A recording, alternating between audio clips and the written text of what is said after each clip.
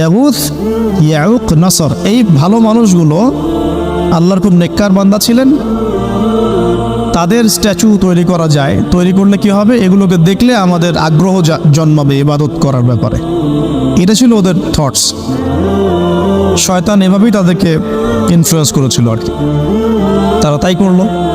এই জেনারেশনটা যখন মারা গেল, পরের জেনারেশন যখন আসলো, তখন শয়তান ওদেরকে বোঝালো, ধরেন 100-200 বছর পরে বোঝালো যে ওরা খুব ভালো মানুষ ছিল, ওদের মূর্তিকে মসজিদের বাইরে না রেখে ভিতরে ঢুকিয়ে ফেলো, তাদেরকে সেজদা করতে হবে না, ভিতরে ঢুকিয়ে ফেলো, ইবাদতে মনোযোগ আসবে। পরের জেনারেশন এই কাজটাই করলো। থার্ড জেনারেশনকে শয়তান বোঝালো যে সরাসরি ওদের কাছে চাইলেই হবে, তারা আল্লাহ পাকের অনেক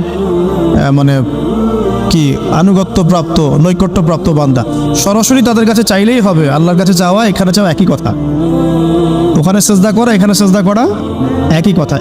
এখান থেকে শুরু হলো সরাসরি স্ট্যাচু ওয়ার্শিপ। সরাসরি স্ট্যাচু ওয়ার্শিপিং এখান থেকে শুরু হয়েছে। তো আমরা আমাদের হিন্দু ভাই বোন যারা আছেন, আমাদের আশপাশে অমুসলিম ভাই বোন, তাদের প্রতি সম্মান রেখেই এই হিস্ট্রিগুলো পড়তে বলবো আর কি, এবং যুক্তি দর্শনগুলো খুঁজতে বলবো।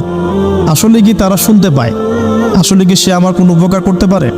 আসলে কি সে আমার কোনো ক্ষতি করতে পারে? আসলে কি সে সৃষ্টিকর্তার প্রতিমূর্তি হতে পারে কিনা?